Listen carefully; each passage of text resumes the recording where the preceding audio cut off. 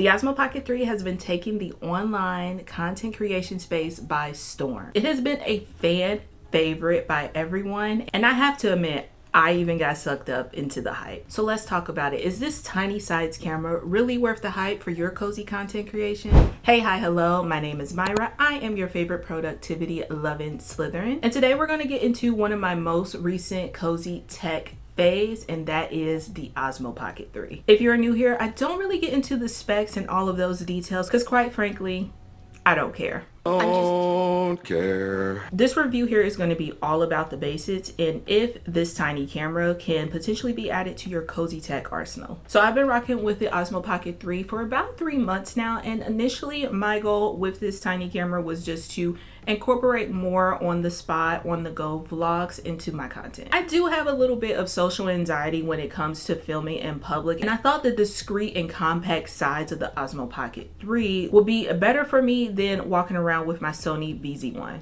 I was not about to be vlogging with that big old thing. The size of the Osmo Pocket 3 is so tiny and so discreet. Honestly, a lot of people don't even notice that I have it in my hand. It's perfect to show and vlog out your day-to-day, or even have a second camera set up for your desk vlogs. There are 2 options you can go with when purchasing the Osmo Pocket 3. I honestly highly suggest just taking the extra funds and going with the creator bundle. It comes with a very popular DJI microphone, as well as like a tripod, a backup battery, and more accessories that really takes this camera to the next level for a content creator. I pretty much use every single piece when I am using the Pocket 3 to get different angles, different shots. Sometimes with these types of bundles, when it comes with this tech, is usually a whole bunch of accessories that you don't need. But honestly, everything that is in that creator combo pack has been used and is very essential in actually creating for myself. The additional price for the creator combo is around $150, but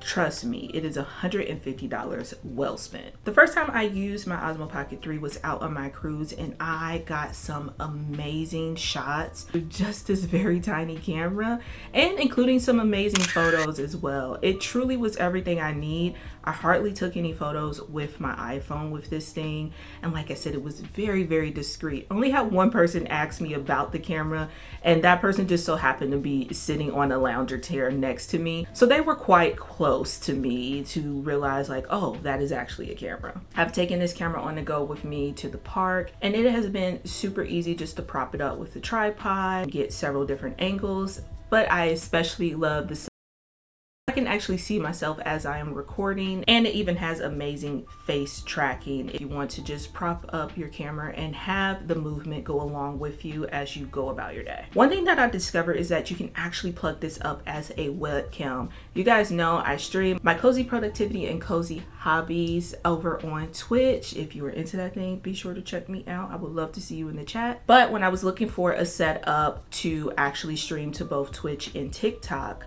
I actually stumbled across that this camera can work as a webcam as well. And there's no additional fancy equipment that you need. You literally can plug it into the computer via a USB-C, and the camera will actually ask you if you want to just record or use it as a webcam. And there's no other fancy equipment or anything unless you need to get a USB-C cord for it, which I'm sure you probably have somewhere laying around. The stream quality is phenomenal. I've gotten so many compliments from my viewers in the chat about the quality of this little pocket.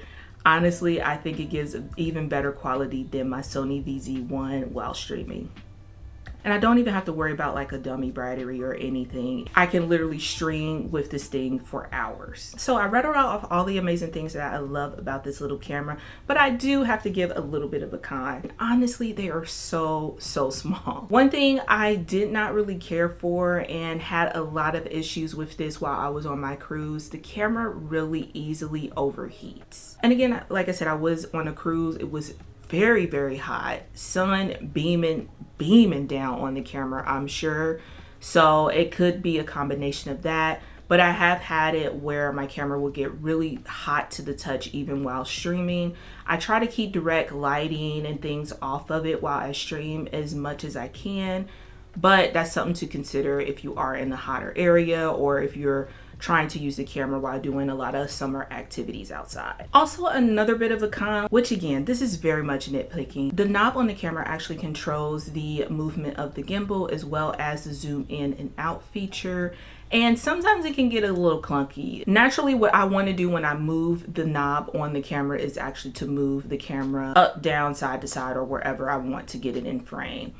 But you do have to tap the screen in order to switch out the zoom feature to the actual movement of the camera, which again isn't really that big of a deal. And after about 3 months of constantly having to do this, particularly when I stream, because I like to move the camera around to make sure I am in frame, or my subject, usually like if I'm coloring top down, is in frame. After 3 months, I've kind of gotten used to it, but it's still a little bit rocky. But I think it is something that is going to become second nature for me as I continue to use it. But that's something to just consider since it's both controlled by the same thing. But I mean, the screen itself is super responsive, and I love the feature of just flipping it to turn the camera on. And you can even flip it back long ways to turn it to record by the 9:16 ratio if you want to go from recording from YouTube to recording for something like TikTok. All in all, do you need to actually shed out the coins for this camera? I'm gonna be honest with you. If you're ready to take that next step into your content creation game, you're serious about it, and you really want something a little discreet, especially if you're into vlogging, this camera is definitely a good purchase. While I used it for vlogging, I actually found use out of it with my streaming as well. And also having multiple cameras actually allows you to get multiple angles for your YouTube videos or short form content like TikTok. Be sure to drop a comment and let me know what exactly you're looking to do with the Osmo Pocket 3 and any additional questions that you want me to answer. Battery life on this thing is actually pretty good as well. To charge it is super easy. Again, uses USB-C, and if by chance the camera does get a little bit low with the creator combo, you do have that backup battery to extend the life of your recording. During my cruise, I was able to use the camera itself pretty much from the whole day for a full charge, never having to even tap into that backup battery, which is pretty good. Now, you're probably wondering, if you have the Osmo Pocket 2 already, is it worth actually upgrading? And personally, I would say no. In my research, the biggest difference between the two is, of course, the camera quality, but ultimately the large screen. So if you have the two, you truly could get by with it. But if you were like me and had neither, I went ahead and jumped into the Osmo Pocket 3 because I'm thinking the next time they come out with like the 4 or whatever the next model was going to be, I'll probably hang on to this one and skip a generation and get the 5 or whatever it's going to be called at that time. So I don't think it's worth actually jumping into the next model if you already have the 2. Plus, with that being said, if you are very new to content creation and just want to get your bearings on it, see if you actually like it, don't feel the need to jump out and purchase such an expensive camera as the Osmo Pocket 3. This is definitely a purchase for someone who is really serious about their content creation. So if you're just getting started, girl, use that iPhone. It'll be fine. Be sure to let me know in the comments if you are a creator, what kind of content do you create? Because I'm always looking for fresh new faces to follow. Now, y'all know I love me some cozy tech, and if you're the same way and really love some simple reviews from some average content creator, be sure to check out these videos here. I'm sure you will love them and get you on your way, and I will see you over there.